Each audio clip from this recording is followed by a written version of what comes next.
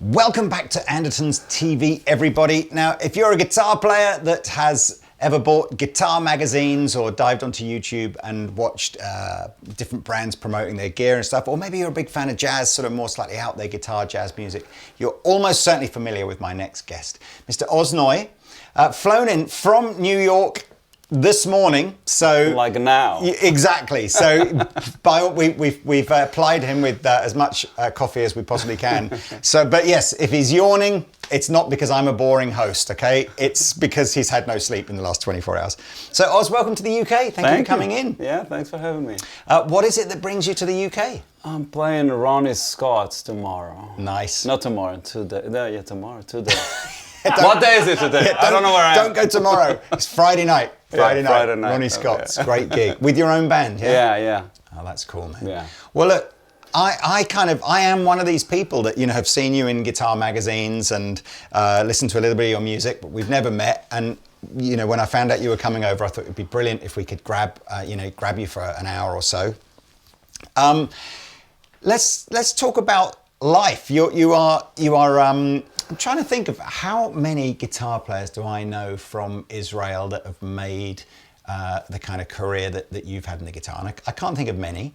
There's a bunch of Israeli guitar players in New York and in LA that are doing really well. Great. But tell us about that. It's not, it's not the sort of, I guess when I meet guitar players, normally there's a story of growing up in the States or in the UK and immersed with the kind of the music scene that was going on in the 70s or the 80s or whatever like that. But tell me about your sort of memories of growing up in Israel. Tel Aviv, right? I think you're just outside Tel Aviv. Yeah, like suburb Tel Aviv. Yeah, I grew up pretty much. I grew up in the 80s. So, shred time. Yep. All that fun stuff. So I grew up with that, but I also grew up with a lot of jazz. I somehow had this split personality growing up where I learned jazz pretty deeply, and I kind of actually got into, I always wanted to play like more like, like the modern guys like Pat Metheny or Scott Henderson or, I don't know, Alan Holdsworth. But then I had a teacher that told me if I want to do that to get into bebop. Okay. So I got heavily into Wes Montgomery and Charlie Parker. So I was actually a Wes Montgomery clone. I used to play with a thumb.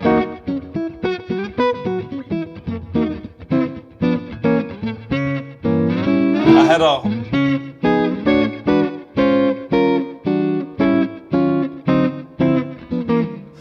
Okay, that can't be how you started. That's how I started. No, really. So there wasn't like, you didn't hear like Smoke on the Water or something like that. No, so that was one part of my personality. That was half the jazz part. Yeah. And then the other part was the rock stuff. So I grew up on the Beatles, really. So I still like that stuff the best. And again, heavy rock, a lot of heavy metal. So I didn't like heavy metal as heavy metal, but I liked the guitar playing. So, right.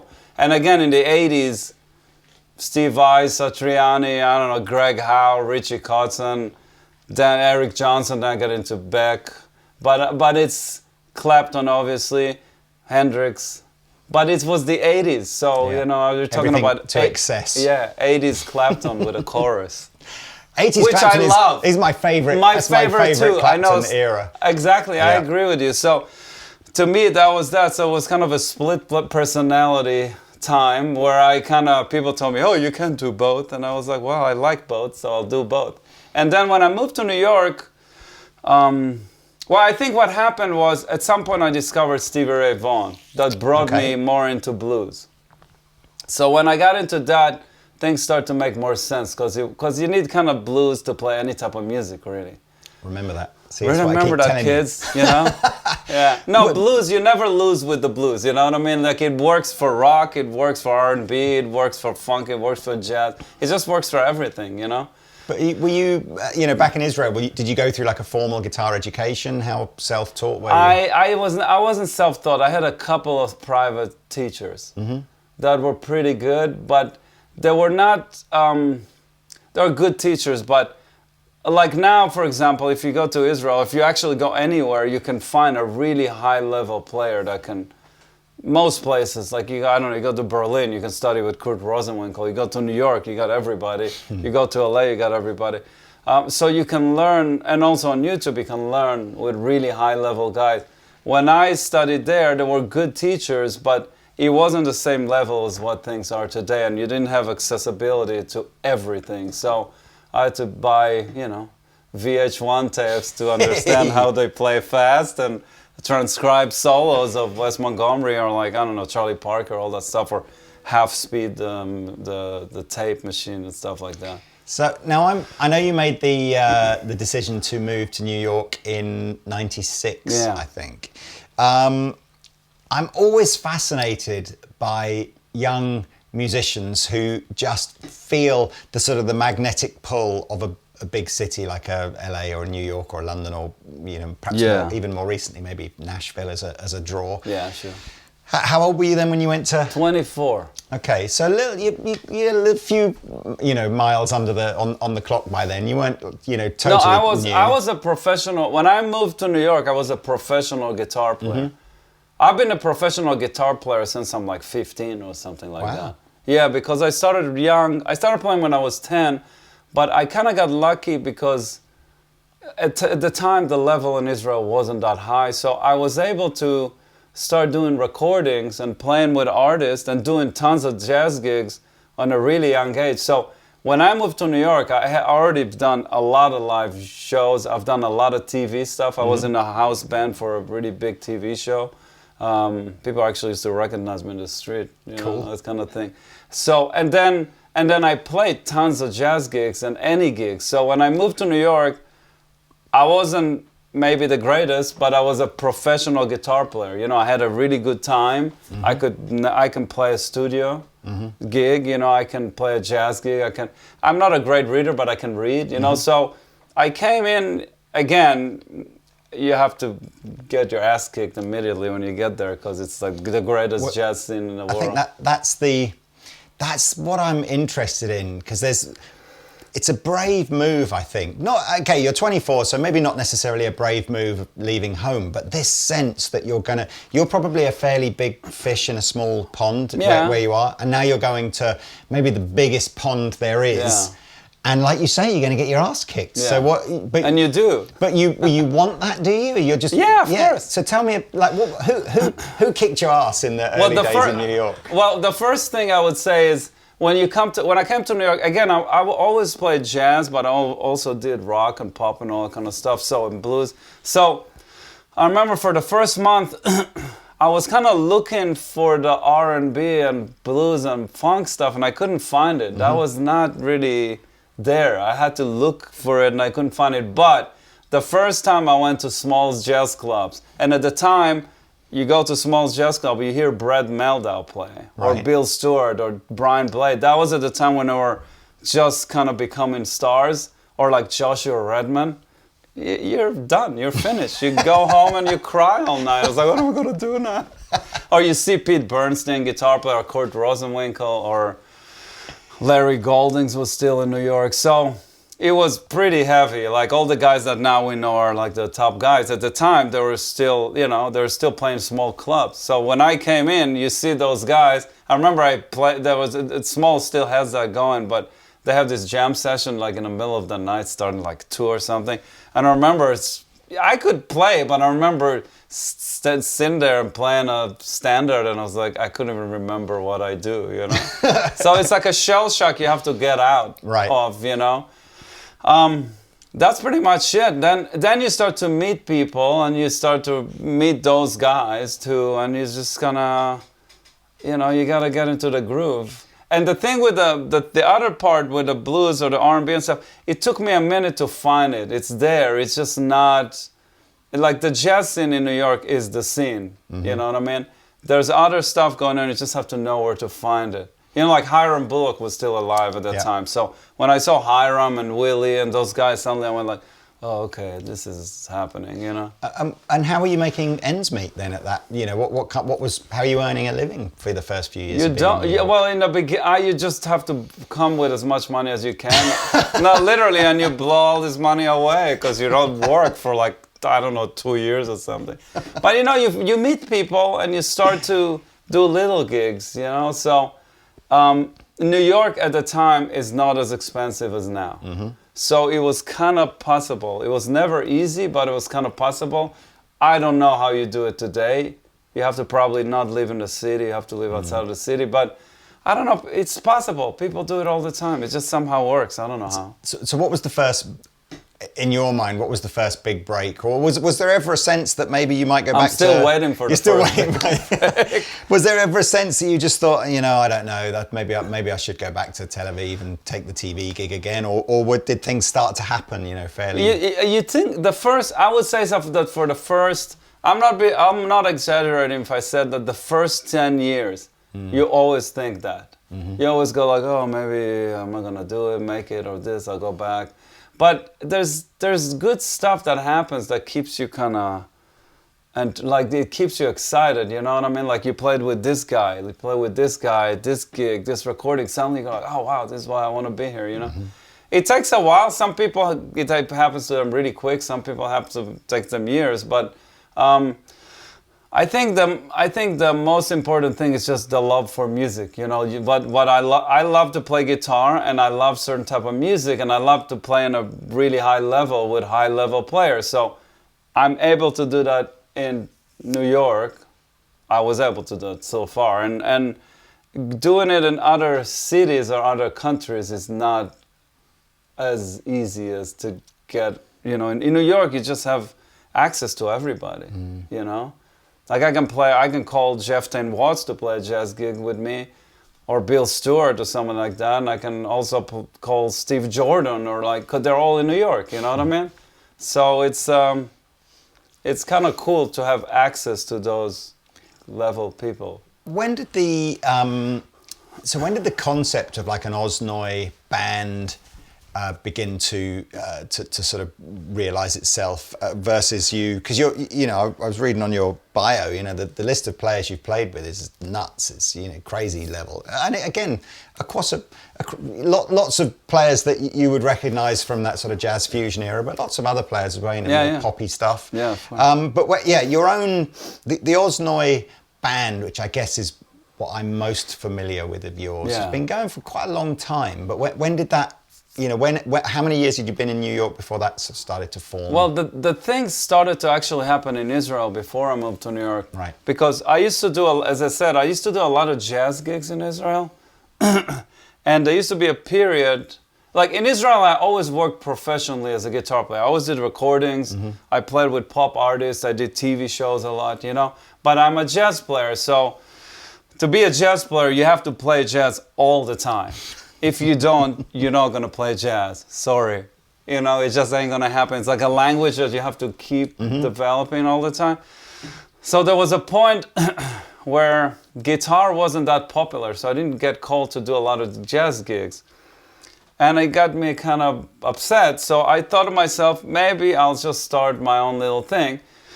So there was a bar in Tel Aviv that I used to play jazz with the saxophone player, and I wanted to get my own gig. So I actually called the guy and I was like, hey man, what if I bring like a kind of a blues band? So I brought this, I took two friends of mine. It started as a quartet, then it turned into a trio. And we just played basically like blues tunes, but without a singer, instrumentally. And that went pretty well for a couple of months. And then I started to get bored from it. So I started to bring R&B tunes like Stevie Wonder, James Brown stuff, still without any singer. And I got bored out of doing that after like 2 months. So then I kind of thought to myself, what happens if I just play all my jazz vocabulary over that stuff? And that's what I did. And that's pretty much been the concept of my band since. So when I moved to New York, I wanted to kind of be noticed, so I took a bass player and a drummer. And at the time, I wasn't writing much yet, but I started to do a gig, like I would play once a month at the club, the Bitter End, which I end up playing every week for like, I don't know, 17 years. That's how I developed my music. But that's how it started. Like, so when I moved to New York, I already kind of had a concept of what I can do. But I didn't come to New York to make solo albums. I just wanted to be noticed and play with everybody I can. And somehow I started to do this thing. It was a monthly thing, but they used to record it from the board. Like there was some kind of miking there. And I made a couple of, like a compilation recording of that. And a few friends of mine heard it and were like, oh, you know, you should make a record of it because it's got a vibe. So that was the... Yeah, no, you said a couple of things there which I liked and thought would make a fun part of the video. So you talked about wanting to play with other jazz musicians at a high level. And so I apologize that this is unlikely to be a very stimulating conversation for you, because my understanding of jazz is not high. But I'm interested, if you took the chords that would be in something, a Stevie Wonder tune, you know, it's relatively simple, but you want to play jazz, whatever jazz is, you know, sort of something. And again, we talked before we started filming of how much I enjoyed listening to you playing, where I feel like the style of the music kind of goes into something more familiar, blues pocket, and then out again into something else. Where would you, I don't know if you want to loop something but how do you do that? Because I know if someone gave me 3 chords, 4 chords to play over like that, I'd be very much in a traditional, you know, either, you know, major scales, minor scales, finding licks within there. I'm not comfortable to sort of go out the box and find anything. So I'm just interested in, like, what are you thinking while those... Well, there's the jazz vocabulary, and there's all this like different scales and different like, it's just different material that you can apply on anything. It's basically harmony and melody, and there's harmony and melody in any music really, and rhythm obviously. So let's say if you take a certain jazz song and you don't put a swing feel on it and you put an R&B feel on it, you might feel different suddenly. You go like, oh, I don't need to play the bebop stuff. I can kind of play blues on it. Vice versa, by the way, you can work the other way too. So I think that if you take everything out, there's chords and there's harmony and melody. And then you can put any groove on it that stylistically would put it anywhere you want it to be, you know?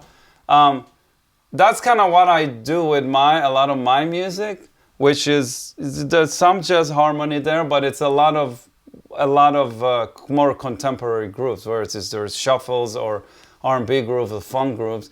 And harmonically, I take whatever harmony I have, I put it on those grooves, and then when I play, I just play everything I want to play, whether it's more blues-oriented or jazz-oriented, stuff like. When you were talking about it, I just thought about something. So you know that song, I Wish, the Stevie Wonder?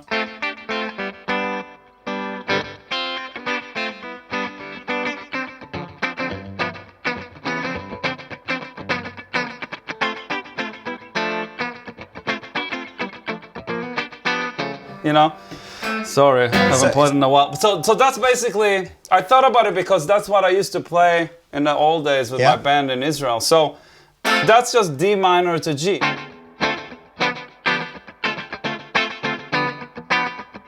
So if I would to loop this, you can make it jazzy. You can make it like, and then it'll be like the jazz, you know. But that's not what we want to do. So if I were to just loop this for a second, I just like, I don't know, like. It's D minor to G7. That's 2, 5, 1 in the jazz world. Like 2 is the D minor, G is the 5 into, we don't have a C. But when you have that in different contexts of groove, you can approach it differently. So for example, if it was more like quarter note stuff swinging, then it would be really kind of traditional. But if it's kind of in that kind of R&B thing, then it opens to anything. Like you can play bluesy on it, you can play more R&B, you can play jazzy. So if I were to like just, I don't know, mess around with this, so this is the groove.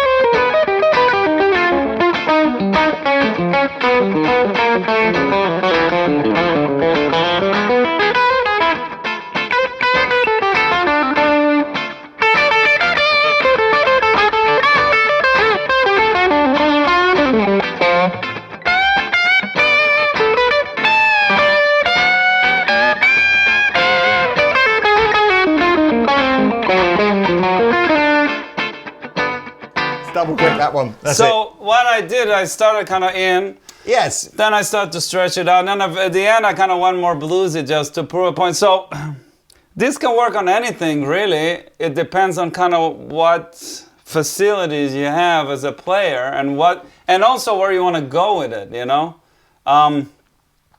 So I guess that's a simple example of... And how would you... I suppose I'm trying to... there is this sense of like, I want to know where I've got to go to try and sort of learn that. Is it just about learning all of the jazz standards and the theory behind it? No, it's not learning jazz standards. There's certain people hear the word jazz and they get really frightened. It's like, ugh, jazz. I do understand. Not all of jazz is fun and not all of it sounds nice. No, really, it's like I get bored from a lot of jazz, really, you know. But there's some stuff that is really fantastic. So learning standard is you don't have to learn 100 standards. There's certain standards that has certain harmonic movements that are not only in jazz. They're in modern music, they're in bossa novas, they're in a lot of different music. And those movements are important to learn because that's kind of like modern harmony, you know? Like, I don't know, 2-5-1, minor, major, 2-6-1-5. There's also the things that are like, you know, if you learn those kind of harmonic movements and you learn how to play on them, then you don't have to be a jazz player. You just get a lot more knowledge and a lot more options on your instrument to move around, you know? And I don't know how else to, like I teach sometimes, and I don't know any other way to show this more advanced harmony than through jazz. But my point of it is, you don't have to suddenly get a jazz hollow body guitar and learn 100 standards and listen to, I don't know, like Sarah Vaughan or somebody like that. You don't have to do that. You just have to learn certain tunes that have those kind of more advanced harmony and learn like scales and triads and all kind of stuff to know how things work. And then you can do it. You kind of find your way to do it, you know? What would you say the split is? So if we're listening to an Oz Noy solo album, guitar instrumental, I don't know what the split is, but you know, it's heavier towards the jazz side than towards the sort of mainstream side. Well, my records don't sound like my all albums, like my what do you call it? My solo albums, they don't sound like jazz albums. They sound more like, I don't know, I guess some people call it fusion. I just don't think it sounds like the fusion that people think it sounds like. It's basically a mix of like blues, jazz and blues and R&B and funk in terms of the groove aspect of it. And harmonically, it's jazz oriented. Yeah, I guess that differential between, it's not traditional jazz. No. It's a modern fusion jazz style. Yeah, I call it electric jazz. But I think you were playing me now, again, for people that haven't heard this, and maybe jazz isn't your bag, Oz has another project called Ozone Squeeze, which is more mainstream. You know, it's a couple of singers, keyboard player, drummer, you playing guitar. But what's lovely in that is you'll stay in a more familiar guitar sort of pocket, wait for a solo, again, the solo's quite relatable, but then it'll just drop these little kind of slightly out there, nuggets in there. But when you're approaching perhaps a solo in a song where it's a more traditional structure, you know, verse, chorus, here's your guitar solo, back it. That must be quite a different, because with the Oz Noy stuff, you've got the whole context of a song to go wherever you want to go. Yeah, I can do whatever I want. And then in the Ozone Squeeze thing, you've maybe got 25 seconds at a given point in the song, and yet you still manage to. How's the brain kind of computing that? Well, first of all, when you play in a format of a song is a whole other thing. And I've been doing studio work since I'm a kid, so I know what to do and what not to do in terms of being a studio player. So you have to kind of play the gig, meaning play the music and make the music sound like good, you know. So a lot of it has to do with just like what do you call it, like it's a lot to do with taste, your taste, and decisions that you make. So if there's a song that doesn't need too much flashy stuff, I don't play that stuff. I always try to keep some kind of... I try to play something that would fit the song, you know what I mean? That's the bottom line. But on the Ozone Squeeze band that I have is more like what I call is like my pop jam band. So there's songs that are pretty much like pop songs or R&B songs, and the grooves are pretty cool. And then there's sections that are solo sections.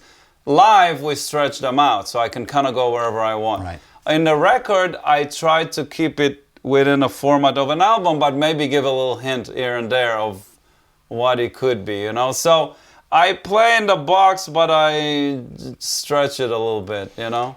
So who do you think in the, you know, and we can go back in time or modern era or whatever, what guitar players do you sort of feel are most adept at doing that kind of perhaps slightly more mainstream song structure solo thing, but still able to sort of sprinkle in that little bit of sort of jazzy fusion magic? Well, I think if you go back in history, before it goes to jazz, Hendrix was completely new.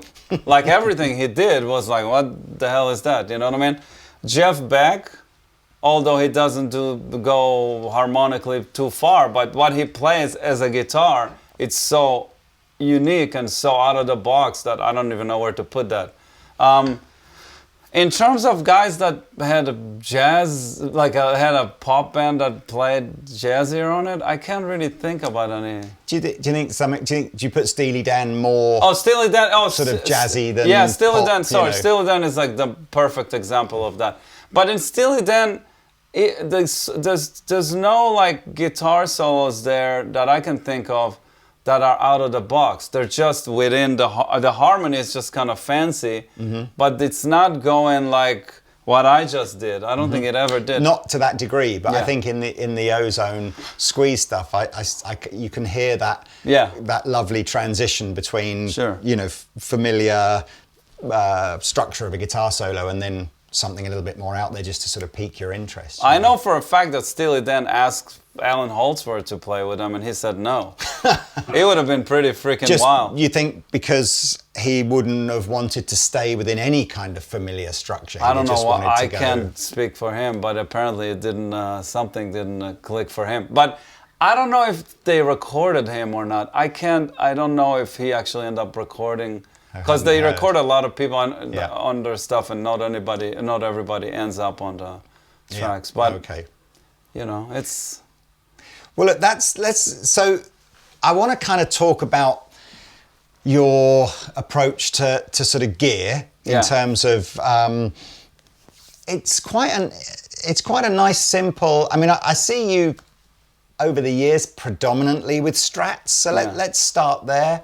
What is that? You know, tell me about your kind of history of guitar owning and sort of, you know, why you've ended up maybe leaning towards the Strat. Well, I mostly play a Strat and a Tele. Like if I have to do my own gig, my own band, I'll bring a Strat and a Tele. If I can't bring two guitars, I'll just bring a Strat. I don't know why I end up with a Strat. I guess it's the most comfortable. It's kind of versatile. It kind of speaks the language I want to speak. And it's, you know what I think now, because I have Gibson guitars. I have a 335. I have a Les Paul. I have an SG, and it's almost like, to me, it's easier to contain the sound of a Strat with single coil. It's almost like when you have a humbucker, it's double of everything. You know, it's like it's a different way of projecting the sound. So it took me a while to get used to it, and this is just comfortable, and it can do pretty much not everything, but a lot. How contemporary have you ever gone with a guitar? You know, I mean, have you ever gone more down the sort of the Ibanez flatter radius, Floyd Rose kind of? You always stayed quite traditional. Well, in the beginning, I had quiet pickups, like lay sensor pickups or DiMarzios and stuff, and they all sound great. But the more I kind of get into the blues stuff, like Stevie Ray Vaughan or Hendrix or old like Clapton or B.B. King, all those guys, I kind of wanted to get like the more vintagey sound, and especially Eric Johnson. So I got more and more back into the vintage specs. This guitar, actually, this is a John Cruz master build, Fender Custom Shop master build. It's basically just a 60s Strat, like completely straight up. I like big frets. He did the neck 7.5. Okay. And it's too much because it chokes. So I asked somebody to do the frets 9 and 9.5. So what is it, 9.5 or 9? 9.5. Yeah. So I in terms of tradition, 9.5 radius works better. Right. But everything else, I like lower volume pickups, and I like I don't know. I use pretty thick strings. What have you got? I use 11s with a 12 on the top. Okay. So it's a 49 here and a 12 here. A normal tuning. Normal tuning, yeah. Then my guitars feel pretty soft. They don't feel hard at all. So it's pretty straightforward. The pickups, it's just low output vintage kind of style pickups. The bridge is overwound. Mm-hmm. That's always been my thing because I play a lot on the bridge. So it can't be that really thin, glassy. Can we hear the sort of difference between the sort of neck So this is neck, and this is bridge. It's pretty still balanced. Fat, isn't it? Exactly. Yeah. So I ask Fender I always, when they made guitars for me, I ask them to overwound the bridge. Because I can't play with a... Like a real ice pick kind of... Because I use this pickup is pretty much... I would say more than 50% of the time on that pickup. I must admit, if I'm playing my Strat, I would say the bridge pickup is the one I'm least likely to use. No, this is my thing. Yeah, cool. Yeah, is the color something you went for? Is that just whatever the guitar happened when to I be? asked him for the guitar, he asked me, what color do you want? I was like, I don't know, just whatever you like. Whatever, because it looks like it's got like a blue kind of underneath where almost like one of those spray overbursts. He did this. He does relic his stuff so well. So I don't know what the color was. I think it was definitely blue or something. But heavy relicked it or something. And if you're home, are you a real hoarder of guitars, or do you just have your main ones? No, that you keep? I try because I live in New York. In New York, you don't have too much space. So I have guitars, but I try to only have stuff that I use. And if I don't use stuff, I'll let it go. So it's I have plenty of guitars and amps, but whatever I really don't play, I just get rid of. Now, amp-wise, I know your amp of choice is probably a higher headroom, higher power, nice clarity through the mid-range kind of type amplifier. Yeah. I know you've used Two Rocks and stuff in the past. You talked about having a Fender Twin kind of. Where did that, what was that journey? Because I'm guessing finding your amp is probably a process of elimination of just, how did you get there? You always start with a Fender because, everybody's played Fender, so it's always a safe bet. I started with twin reverbs, new ones, and then I had some deluxes over the years and stuff. But I think when where the change came was I had some Bandmaster Blackface Fender amps that were modified, and those were pretty good. That was the start of the kind of better kind of tones. Then I got my first Marshall. That changed everything. I got a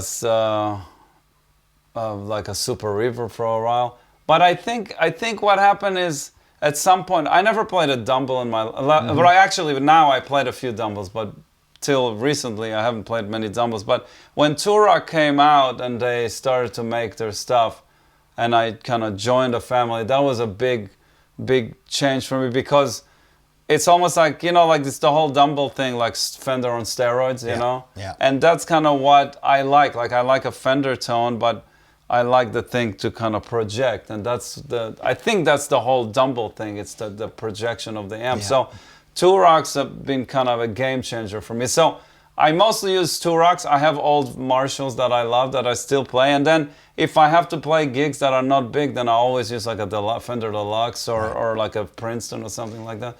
The Marshall thing it always amazes me that people, especially from America, but I think from almost anywhere other than the UK, have this, when I got my first Marshall, and yet if you grow up in the UK, all you ever had when you were a kid was some old Marshall thing that was knocking around because they were just everywhere. That's it's crazy.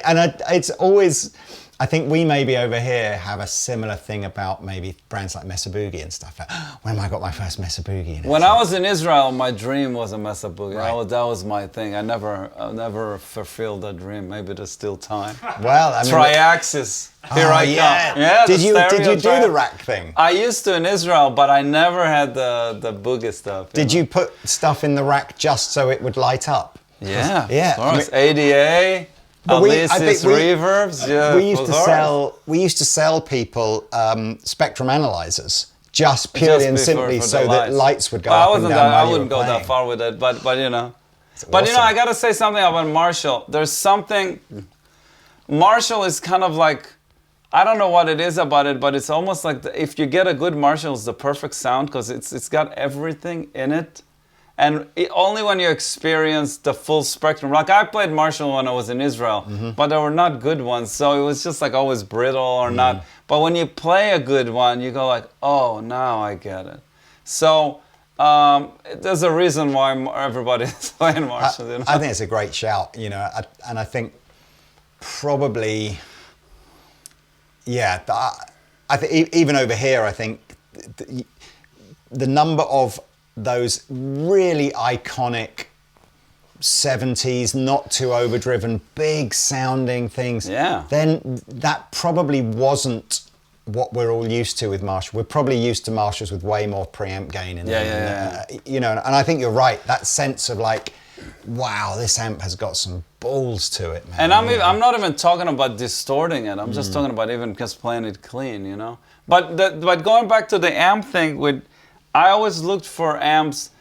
The thing that happened was because I live in New York and because of the way the lifestyle is in New York, you can't schlep too much stuff, you know. Like at a certain point, I had somebody picking up my gear and stuff, but. So you have to get good tones out of pedals and an amp, and to get gain out of an amp without having an extra loop there or something, or not using effects is really problematic.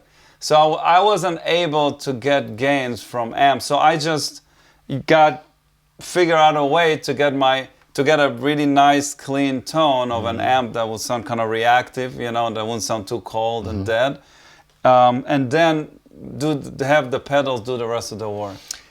The pedals, I mean, obviously when you came over, I knew you were going to bring a guitar with you, but I knew you know, amps and pedals you weren't going to bring, and so we tried to find you an amplifier that had a kind of a, you know, a sort of that high headroom clean characteristic, which hopefully we've done with the Victory V140. And then pedals wise, you said, we spent quite a lot of time talking about all the new delays and reverbs and stuff that come out, and how much you like the James Santiago stuff that you've done with UA, like that. And I'm always fascinated because I think we're always searching for what's the new greatest reverb and the new greatest delay and everything like that. And then you just went overdrive. You went, oh, I just said, if you've got an 808, that's fine. It was almost like, can I have the oldest, simplest? And I'm just, is that just, again, is it a familiarity? You just know? I think it's not really familiarity. I think nobody invented anything really that much greater than, like overdrive pedals always sound. Don't say that. But no, no, like you can get pretty much anything sound good. You know what I mean? Like not anything, but any decent pedal, you can make it sound good. There's a few pedals that are very specific characters to them, like the 808 or I don't know, like a certain like Octavia or I'm blanking out. There's a couple other pedals like that, but there's not a lot of them. And if you want that sound, it's always gonna work. It's just got that thing, you know. Obviously, there's 100 other companies that try to make a 808. Yeah. Some of them are better than others, but any of them that, you know, if you had any of those pedals and I plug into them, it'll sound fine.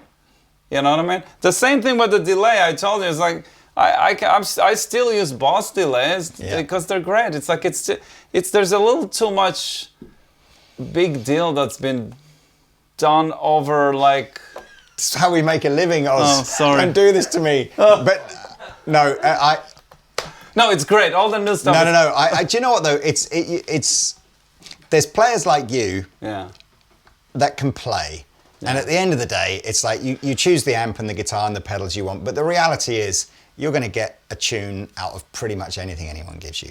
And then there's players like me that play at a lower level and still it's nice, you're searching for that little bit of extra something that you feel the new overdrive pedal I do the gives same you. thing. That's why I use different pedals. It's not that I stay with the stuff from the 60s or 70s, but when it comes down to it, if you have an overdrive, a delay, and a reverb, you'll pretty much sound the same. It's just like certain things will sound a little better, or certain things will have more access to certain things, like certain parameters or certain things you want to do. But at the end of the day, if you have a good sound from the amp and you got just one good overdrive pedal and a reverb or a delay, that's what else do you need? That's it. Have you ever gone down the fuzz? Yes. It's weird because I know players like I think you mentioned Eric Johnson earlier on as someone that who's got a real if you take the fuzz out of his thing, obviously he's still an incredible guitar player, but he hasn't got that. That's not his sound. What did you? What was I can tell you firsthand because Eric is a friend of mine. I played a lot with him, and I played through his rig a bunch of times, and you can't get away from that sound. I remember one time he was playing in New York and he called me to sit in, and I basically plugged in my guitar to one of his Marshalls that probably either had the I don't remember if it had the fuzz face or whatever, and every note I played just sounded so much like him. I had to kind of try, it was so hard to kind of get away from it because it's a certain sound and it's just what it is, so it's the same thing in a way with like a tube screamer. You get that. A fuzz face, you get that. Like a Marshall crank to 10, you get that. It's all that kind of stuff. It's just so iconic sounds that you can't kind of get away from.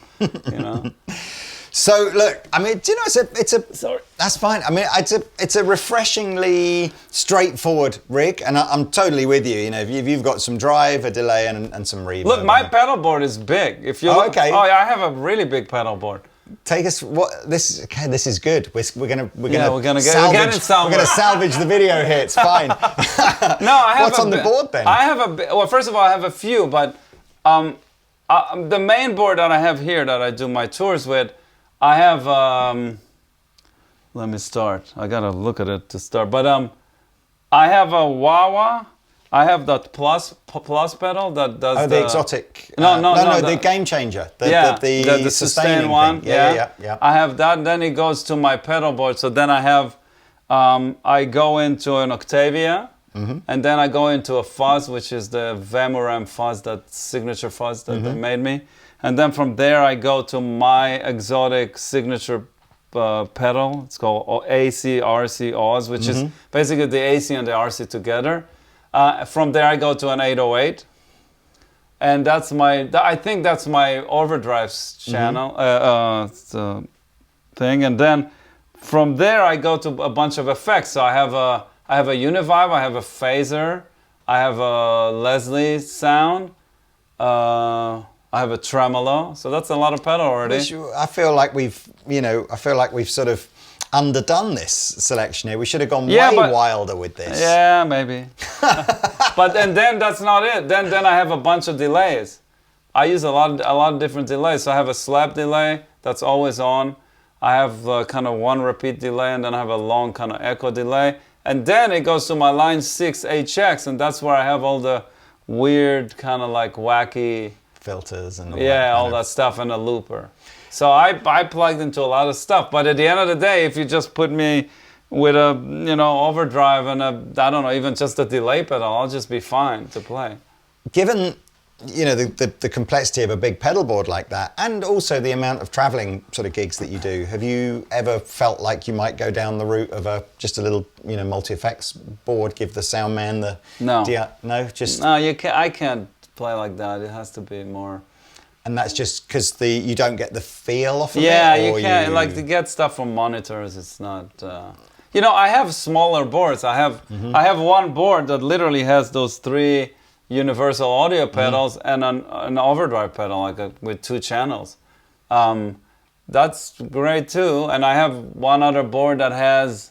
That's the board I use the most these days, actually. It's the board that has...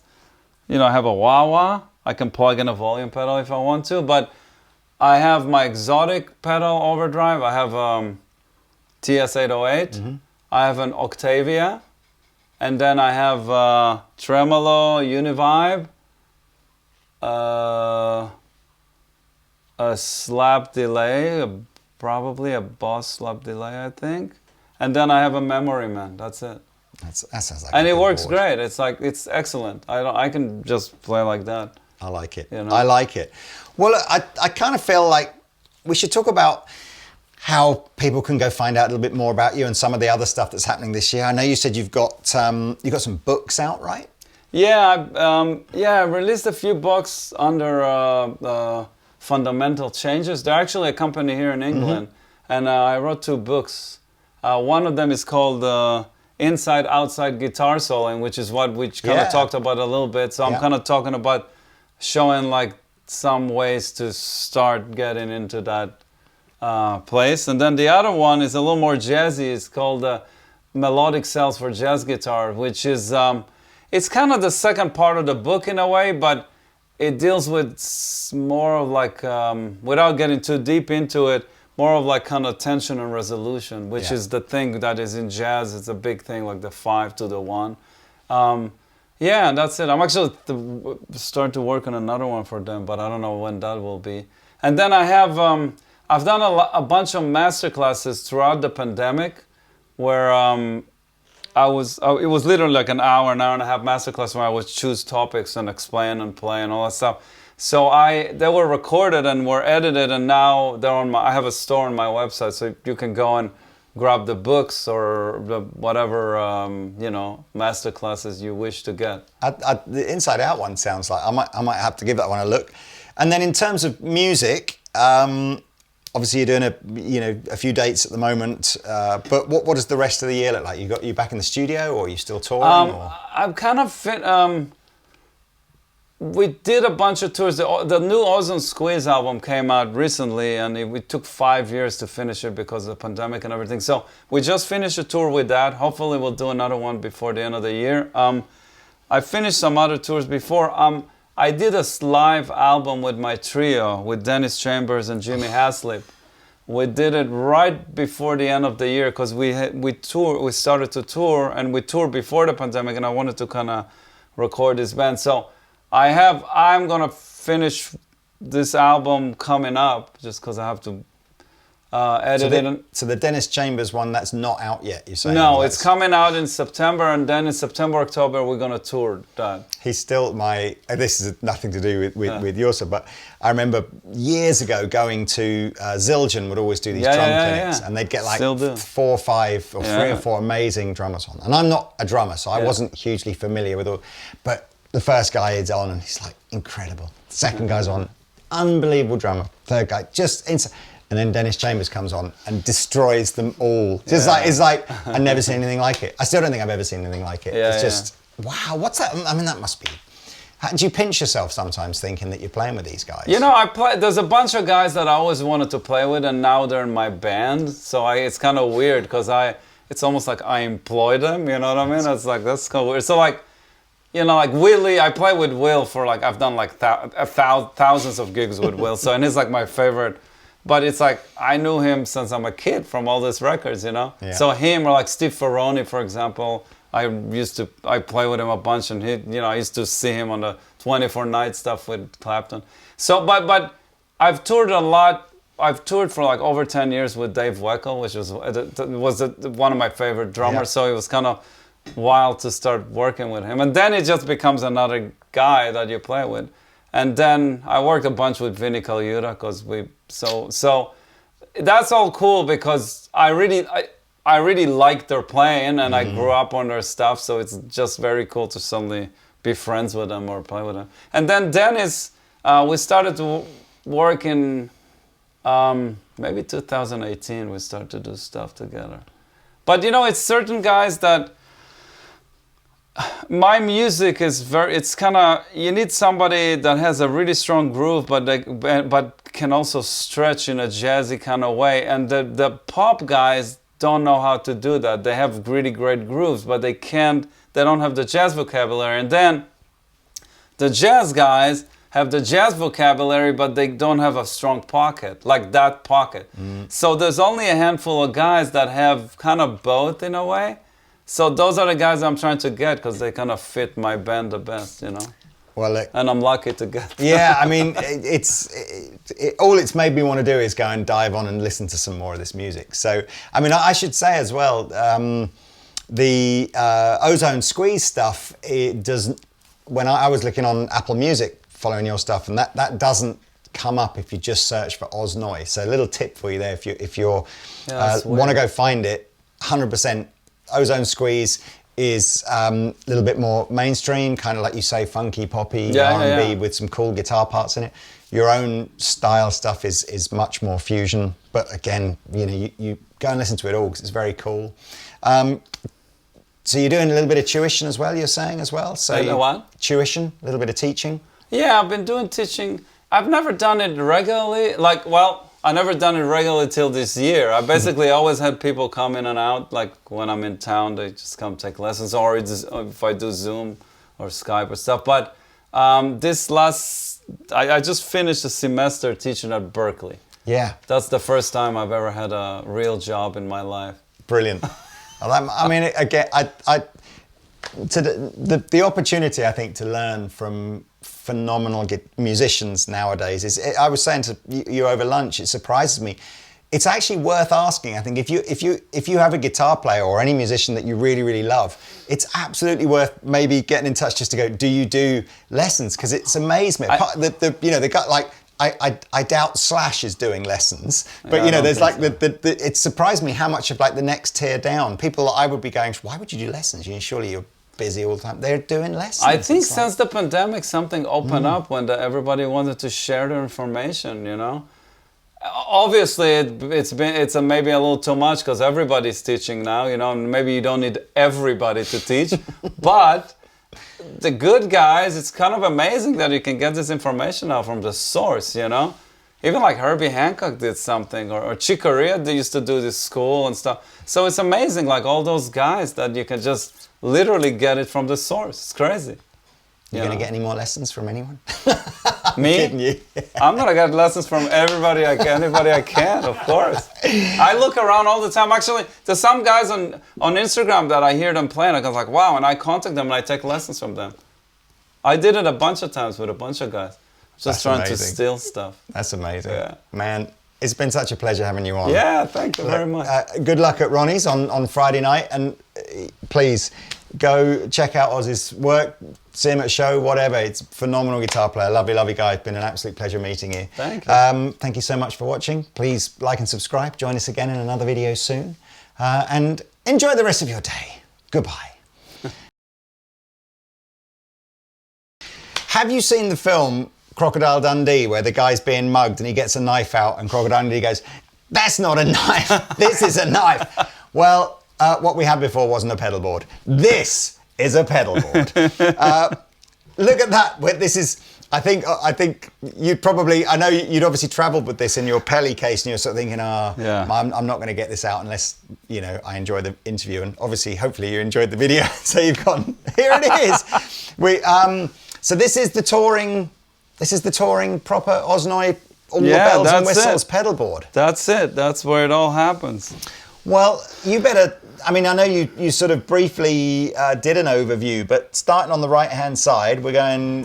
So wah-wah. Is that the exotic wah, the little three-quarter size one? Yeah.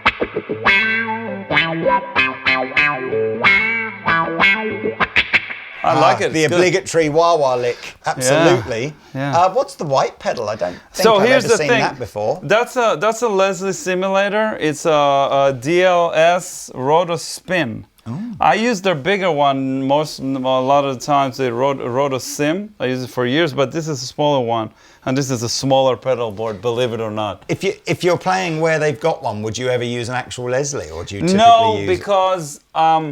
When you plug it, I've tried, because when you plug into a real Leslie, it actually changed the tone of the guitar. And the way I use Leslie in my playing is like, it's a part of the sound of the instruments. Like I use it a lot of times in and out really quick. Mm-hmm. So it kind of has to be organic with the sound of my guitar. And then the game changer freeze. What do they call it? The Plus. Plus. The thing is, it's basically just, you know, it holds the chord. So now the thing that I like about it is you have a loop in it, and this is really boring to me. It sounds like a sine wave. Yep. You know what I mean? So I added a Leslie into it. And now it sounds like an organ. Yeah. Yeah. So.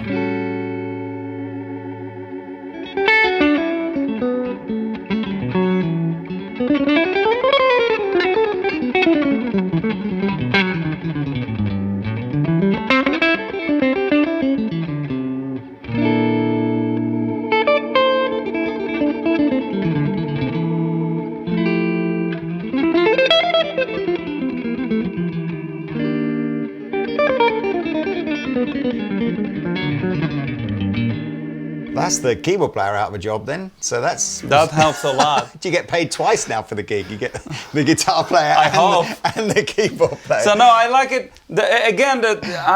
I always like the freeze thing, but it always sounds like a sine wave to me. It's a bit flat, isn't it? Yeah, so this is great because it's got a loop in it, so I can kind of make it. You can put anything in it. You can put like a flanger, a phaser, whatever you like. I just thought it would kind of, instead of having a keyboard player or organ player, you can kind of fake a pad. You've got two of those. You've got another one on your board. So we'll get there. I like it. So where are we going in next? Okay, so from there it just goes to the regular pedal board. So the first thing is just an Octavia.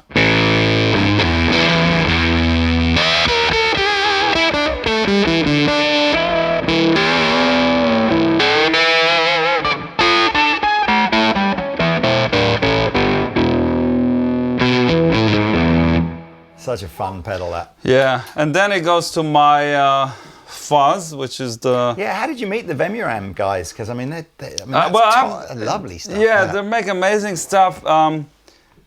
I used to use the shank fuzz, and I always called them, I was like, can you make it with a little more gain for me, a little more gain? And they always send me pedals, and it was great, but it was like, can you get more? Because they're not really high gain, they're just kind of like fuzz boosters. So then one of the times I was in Japan, the guy came to the gig and I was like, hey, look at this. He brought me that, and that was the pedal I used since. It's basically a fuzz, and then they made it a signature pedal. They made a limited edition of this because they don't have the part. They tried to make it with other parts and it didn't sound right. So you can still find them, but there's not a lot of them. But it's just a really nice fuzz. It's kind of a very friendly fuzz.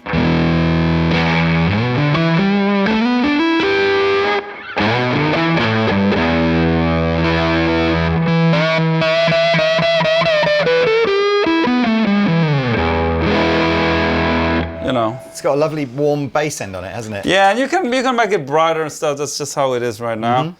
So from there it goes to this is my main lead channel, lead sound. It's basically the RC. It's a exotic pedal that they made for me. It's my signature.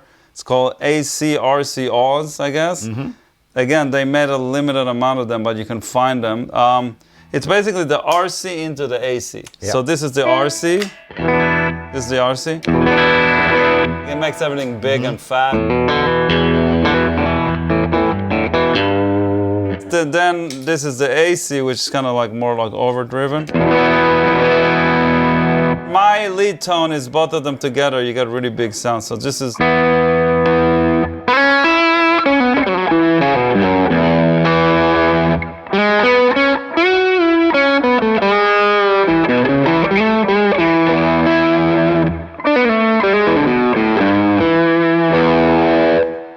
Are you getting all your compression through drive pedals rather than Yeah, separate? but if the amp would not react, like we can't really play loud here, so it doesn't have the same effect. But if the amp is cold, it's hard to play. Yeah. So I need the amp to also kind of choke a little bit. Yeah. So it's all pushing the amp. So that's one lead tone, and then the other one is just this tube screamer, you know?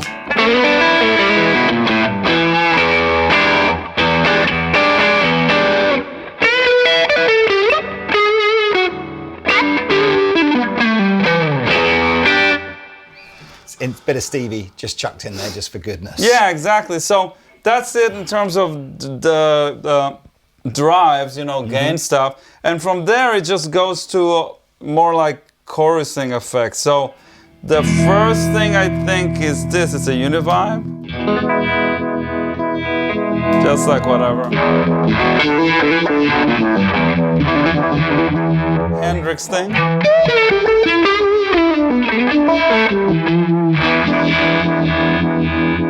What's the brand of that Vibe machine? Vibe machine dry bell. Oh, I've heard of the. I've heard of the dry bell Vibe machine. It's kind of the best small one that I can find, you know. Then it goes to a tremolo. This is a great tremolo. It's called a Swamp Thing, and it's just like a brown face tremolo.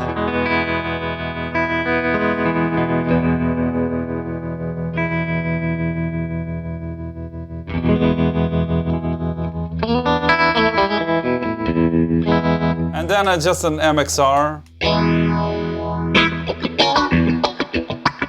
In case you need to get funky. Yeah. You know. That is good. And this is the thing that I use the most is the Leslie thing. This is the Rotoseam DLS Leslie simulator. That's the same as you've got on the... It's the same as I have there.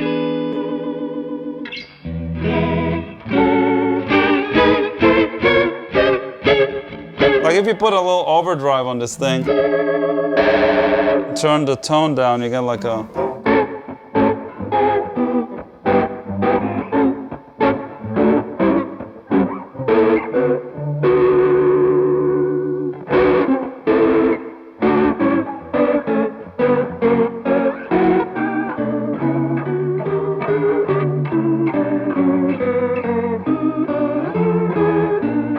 I don't know.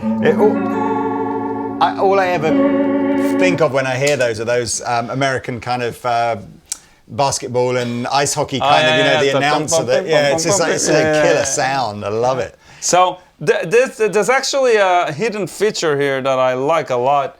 The chorus in this thing is great. When you do halftime, you can set it up to be more of a chorus than that kind of break Leslie. So the Leslie, and that's just a good chorus.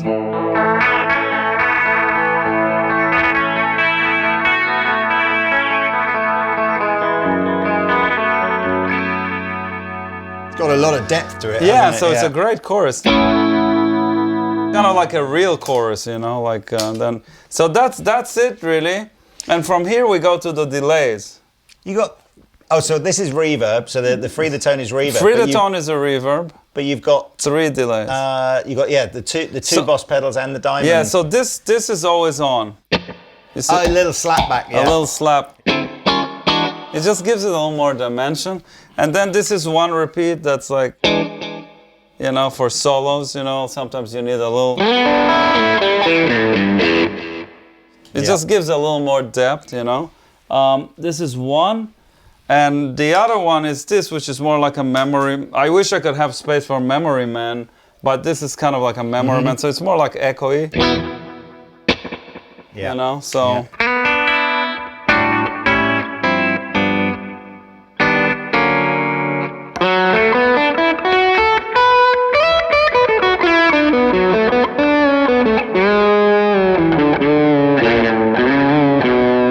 Really big sounding, and even in a small room like that with not much volume, so that's kind of the idea.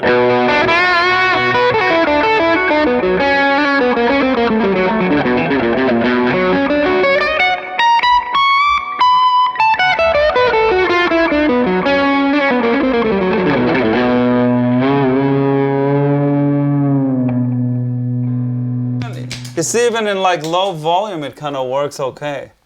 And is the reverb always on? And the reverb's always on. So you don't typically use a reverb. I prefer digital. To be honest, I prefer digital reverb that's on the amp because obviously the old Fender amps has amazing reverbs, but you have to find one that has a good one because sometimes they're too long, and sometimes they're too like springy. Yeah. And then if you play a lot of pedals into them, they started to eat up. They don't react as well.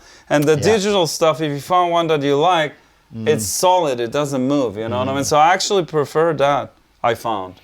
And then a little bit of 21st century technology here as well. So, but only for kind of slightly more unusual stuff, right? Well, there's a bunch of stuff here. You can do whatever you want with it. First of all, there's a looper here that I use. I loop a lot in real time. a lot. So the looper access is really easy, and it's got all the fancy stuff here. So let's say, you know, if I play like, I don't know.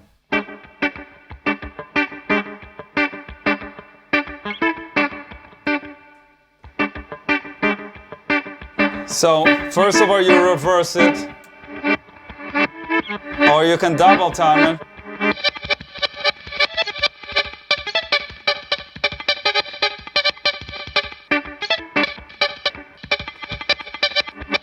This is just a completely live thing I that do you'll that do all on the time the fly. live. Like I mess with this all the time, and then you can add stuff to it, take stuff from it. But the fact that you have 4 options of doing reverse, half-time, double time, and all this like start and stop, it's pretty cool. So you're not really using it in a sort of a traditional sort of 4-bar loop or something like that. You're using it more as an effect. I don't do anything traditionally. I should know that by now, shouldn't I? What No, else I is use in it there? more like as I use it a lot when I play, but it's more like another texture, or another rhythm, or not, because with a rhythm section, if you loop something in time and it's not perfectly in time, or the drummer doesn't hear it perfectly, True. it's out of time. So Yeah. all my loops are kind of like moving around. Did you have some synthy stuff in here as well? No, or when not? I have all this. In my old records, I was famous for doing this thing. Hold on. I was playing rhythms. I had this. I was in Japan one time playing a tour, and my foot hit the tremolo, and it went really fast, and it went really hard, and it was like. Drrr. So I was like, oh wow, what am I gonna do? And I started playing rhythm, and I said like.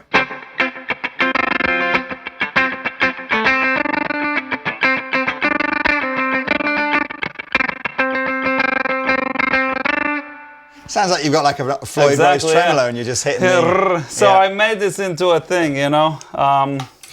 So that became a thing. So I use that, or the other thing in it, which I really like, it's a pattern tremolo that does patterns, so it's random, you know. So, oh, sorry. So if you put a fuzz or something, and if you put a delay on it, then it's even better. Like all this weird stuff can happen. So that's one. The other thing that I do is I use, you can do it with any pitch shifter really, but I found in the line 6 thing, it's like a Mooga Fooger, but I turn things on and off a lot when I play. Like I'll do a, like I'll,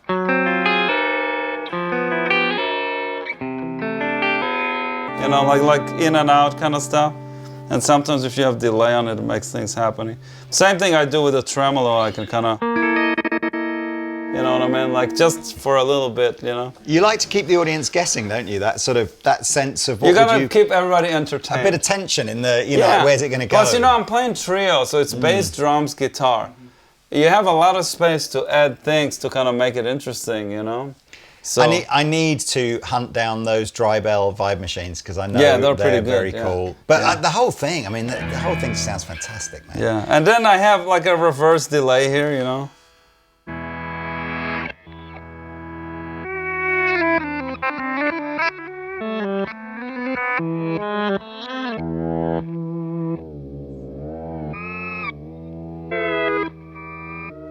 So now the cool thing is when I add delays, there's delays on top of it now.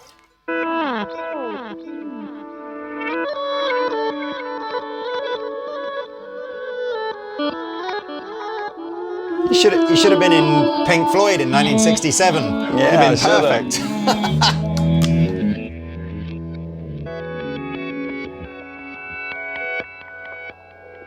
That's very cool, man. And then there's a kind of, here's the last thing. I show all my secrets now. So that's it. After that, I'm done. You have to kill me after this. Yeah. So there's a really nice memory man in the HX. It's actually very, very good. And I used to use it straight up. But the thing that I like to do about the memory man is I like to play with I use my foot to play with the time, and then it makes all this like scratching stuff. So I do it here with the foot. So like I would do it with my hand, you know? So that's why I use it.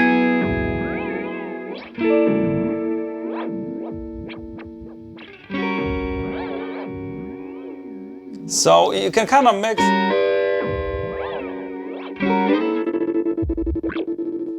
And you know, there's enough stuff here to jump around for a week. Yeah, is there anything that you want to just do that's more of a, not like a piece, but just like a bit of you? I can loop stuff, just do weird sounds for a second. That would be super cool.